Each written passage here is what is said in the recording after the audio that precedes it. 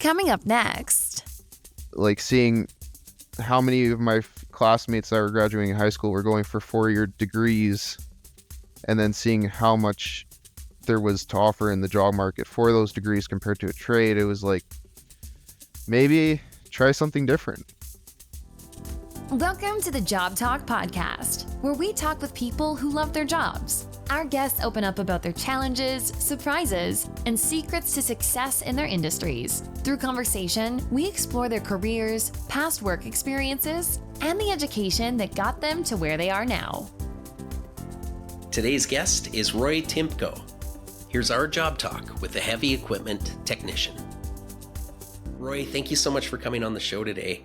Your position as a heavy equipment technician with Finning is an important story to share with our listeners, because I understand that there's going to be a lot of retirement in the coming years, and there's going to be a lot of opportunity for people who have skilled trades. But before we get into your career and your day-to-day, I'm curious to know what you were doing when you graduated from grade 12. So right after high school, I started kind of as a general laborer and a bit of an equipment operator for the county of St. Paul. I've done it previously during high school as just a summer job, and then went back and did 1 year in NAIT with a diploma in network engineering. There was a high saturation of people going into it, but there wasn't much opportunity for work outside of it. And so looking into that, I held back after the first year. I held back, went back working for the county, and then instead of going back to school, I went and worked in the oil field and for MCon plowing snow. I found they paid more, and after looking through that, maybe I should go for a trade instead of going for either a degree or diploma. And that's kind of where I found the Think Big program and joined as an apprentice tech with Finning, which would have been just over 3.5 years ago. So that's a program that's sponsored by Finning? Yes. So Okay. it's a program. When I went to it, it was GPRC. Now they are Northwestern Polytechnic is what they changed their name, I think, last year. And so the schooling's much more within a shorter time frame. So you have you start with your 2 months of school, then you do your 2-month work term, followed by schooling right after. And so then that way it accelerates getting basically apprentices into the workforce, because that's kind of the biggest thing we're finding right now is a shortage of technicians, both in on-road and off-road. Roy, when you were in high school, did you ever approach a counselor for career and educational advice? I did. And I found the biggest push from them was more into the post-secondary side of things. Within my class, there was a heavy emphasis with going to either the U of A, U of C, getting that 4-year degree and going for a higher form of education. I did ask a little bit about the trades, but it was kind of sloughed off to the side. And it's like, yeah, you really don't want to do that, but it was just, at that time, it was kind of when we were starting to see the economic slowdown within the oil industry. And so I understood the reasoning behind it. However, with every slowdown, there is an uptick.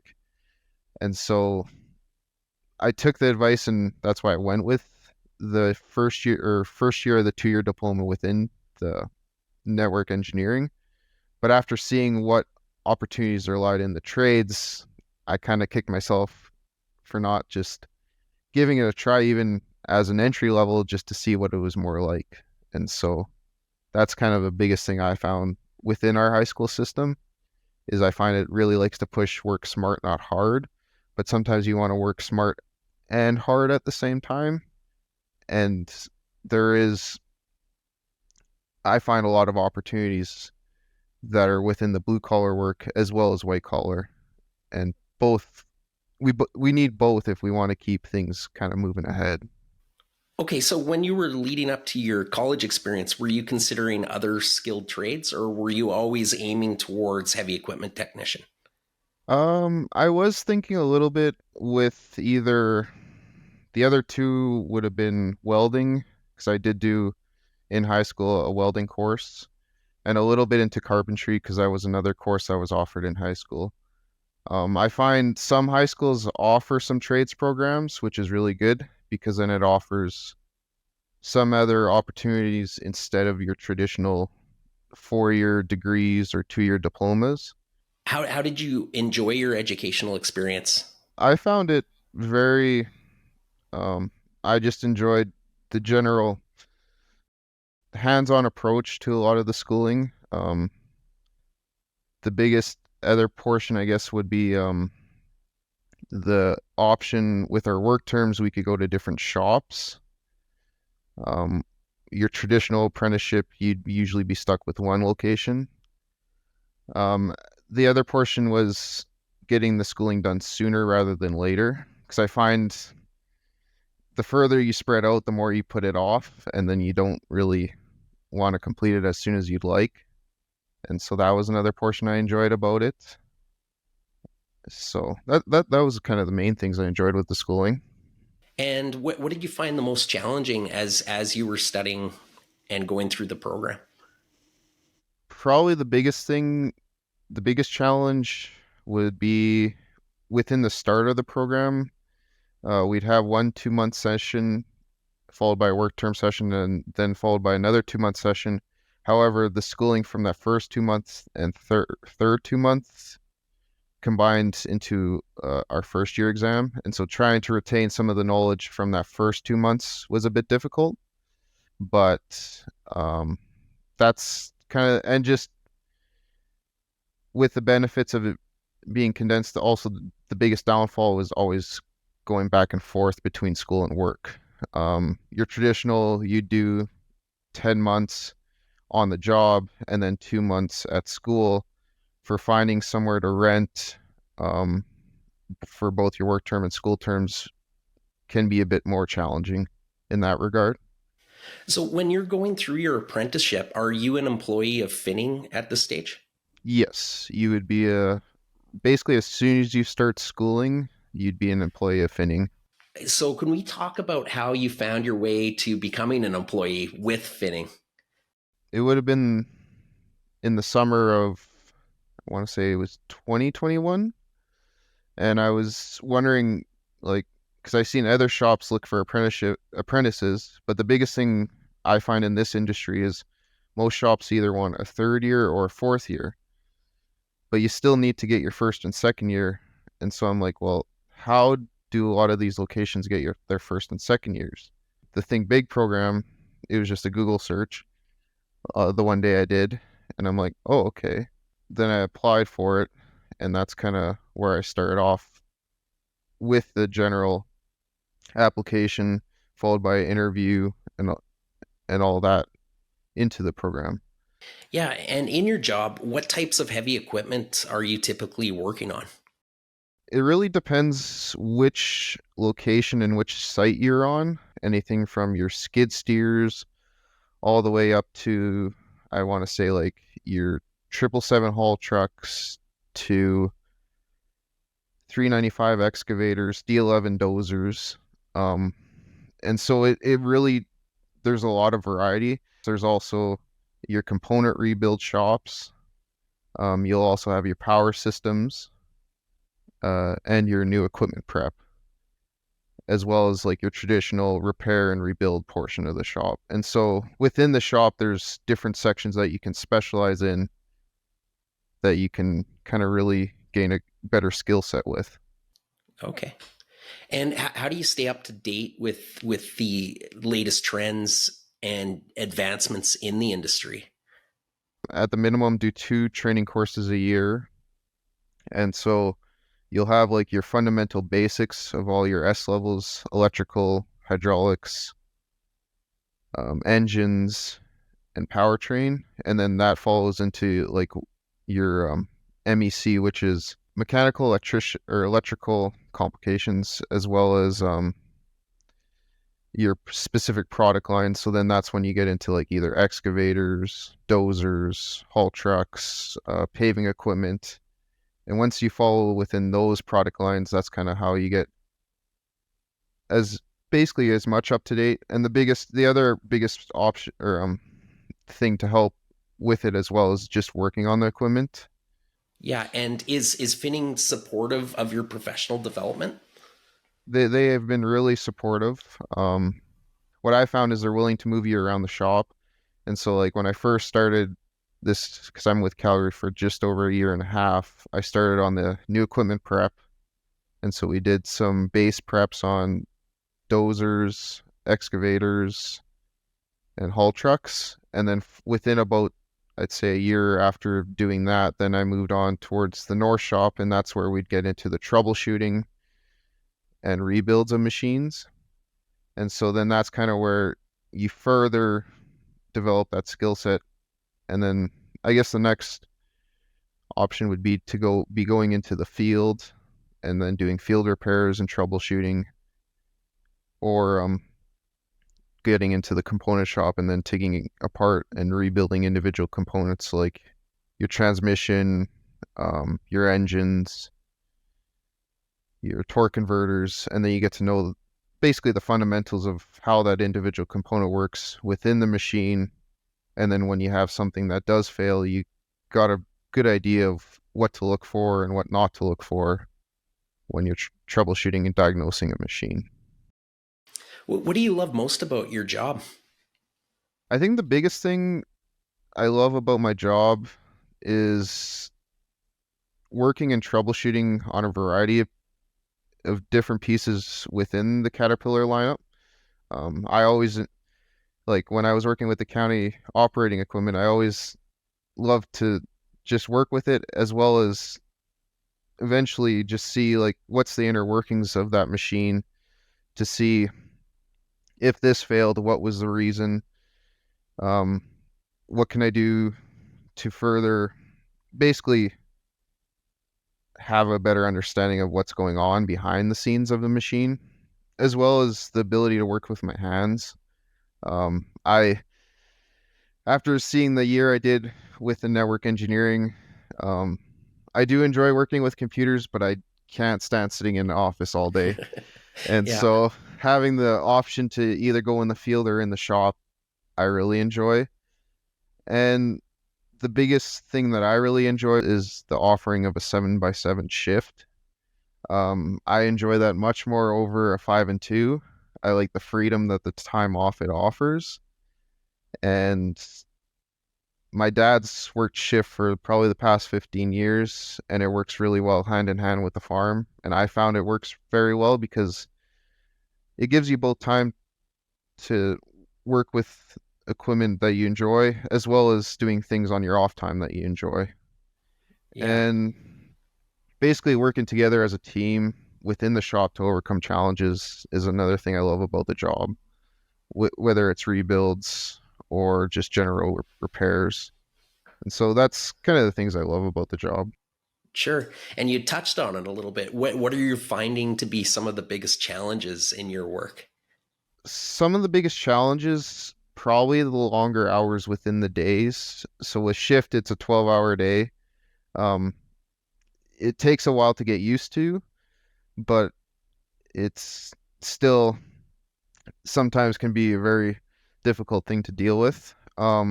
Depending on what you're doing, working in the elements and the weather, if you're working in the field, not every day is a sunny day. There's days that it rains. There's days that it's minus 30 and it's blowing. In the shop, you don't see it as much, but like if you're on field calls, you do see it. Another thing to watch is probably the wear and tear on the body. So being safe in the workplace, as well as working within reason, that you're not pushing yourself too much to tear yourself apart. And sometimes just meeting the deadlines on a rebuild or repair on a machine can be a bit of a challenge, but it can be overcome by asking the right questions. If you need help, ask for help. If you don't know something, just basically use your support network, as well as working and finding solutions to those problems. How are you finding the culture at Finning? A very safety focused culture. But no, it's definitely changing more so that we're more safety focused while being efficient on the job and always putting the best foot forward in providing quality work for the customer. Yeah. You've mentioned your dad. Is he a tradesman as well? Yes, he was an automotive technician originally before getting his heavy equipment technician. He's since kind of moved on from that and now runs pressure truck, got his class 1, runs pressure truck, and kind of switched careers, I want to say in his mid 40s. Yeah. And but he was very surprised when I said I wanted to be a tech, but it's something that runs in the family and I find really goes hand in hand with the farm. And so I always it's just a skill that I think is very much needed in today's world and is in very much demand. Let's talk about your typical day at Finning. So for a typical day, I'd probably get to the shop, put on the coveralls, open up the laptop, get a work order from either my service support rep, so SSR or service supervisor, go over the scope of the job and what needs to be completed within that machine. Complete a EJHA, so electronic job hazard assessment. Um, Kind of get tooling set up. If the machine's outside, get it inside. If it needs to be cleaned, take it to the wash bay, wash it prior to bringing it into the shop. Then we would have like a morning safety meeting with our crew and service supervisor. Once the machine's brought in, kind of go over and start working, whether it's a rebuild, we'd start a tear down. If it was general repairs or diagnostics, complete the general repair, diagnose the machine, find what's wrong, and then eventually kind of fix the issues that it has. And that's kind of just a general day. Some days can be very repetitive depending if you're on a rebuild. You kind of you basically just build steps of what you're doing on that machine. Whereas like if you're doing a general repair and it's only like a 2 or 3 day job, like changing undercarriage on a dozer or changing out a cylinder because it needs to get resealed, then it's a little bit more changes within the day to day. And so it has a lot of variety, but sometimes it has a lot of similarities at the same time. Okay.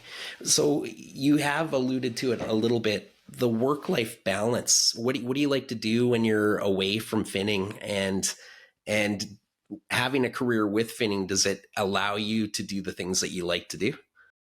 It very much does allow me. The biggest thing I enjoy doing is, I guess, helping on the farm with my parents. Um, there is when there is slow times, we also do enjoy like going on holidays, visiting family, um, as well as like going out for camping.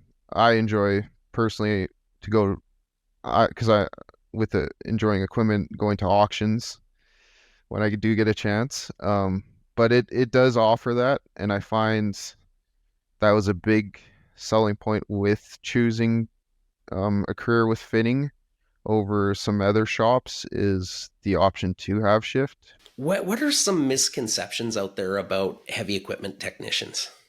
Two that I would have is you don't have to be very smart to be a technician. Years ago, I would say somewhat true depending on what you're doing. Nowadays, I would say definitely not. There's a lot of technical thinking and troubleshooting within the career, and there's a lot of changes within the industry that it's happening so fast to keep up. Like the biggest things I've noticed is we're starting to get into like up north with the 797s, we have autonomous haul trucks. Down south is grade control, like both 2D and 3D grade control, as well as product link support on machines. And so there's a lot more mathematics involved. There's definitely a lot more troubleshooting with both electrical as well as software troubleshooting. And so having a skill set to both work with computers as well as just having like a fine tune experience with like working with wear and tear on components. It's not just a simple you take a component out and you put it in. There's a lot more to it.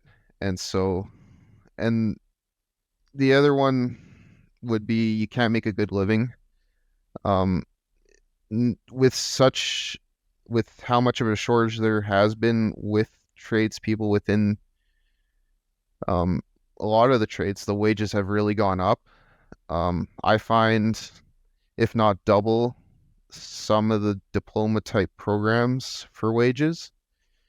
And so it's something that's very much in demand and pays very well for what you do. It does pay a decent amount. And part of the reason why I was looking is because like seeing how many of my classmates that were graduating high school were going for 4-year degrees and then seeing how much there was to offer in the job market for those degrees compared to a trade, it was like maybe try something different. Do you see opportunity for career growth too working with finning? I do. Oh Yeah. yeah. No, for sure. There's depending on kind of where you want to go within the next, like I usually try to put in 2 to 5 years within technicians, like starting out in the shop floor, then working your way into the field, and then eventually working as like either a foreman within the shop, and then eventually to a service supervisor is another kind of way of doing it. And so I do see a lot of potential growth. What would you say to someone who's undecided with what they want to do with their career? And why do you think they should consider the skilled trades as an option? The biggest thing I would probably say is right after high school, don't be pushed straight into going into a degree for school. Maybe try a bunch of different entry level positions within either the trades or just working in general and see kind of the things you don't like, the things you do like, and things that you sort of enjoy. Just so then, because it's even myself, there's always like what you think as a dream job, but until you actually try it and do it, then you got a better idea of what you're kind of dealing with. Um, Another big reason behind that too is I find once you go into post-secondary, there is some very good options if you know exactly what you want to do. But if you don't know what you want to do and you're taking out student loans, I find that can be very much a setback because if you're in a career that you really don't enjoy, it's very hard to kind of do a U-turn and try a different path if you have some forms of debt.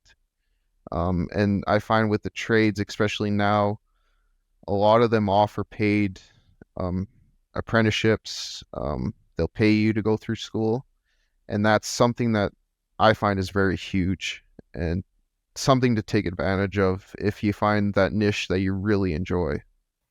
Yeah. How has technology impacted the heavy equipment industry? Are things changing every day on you?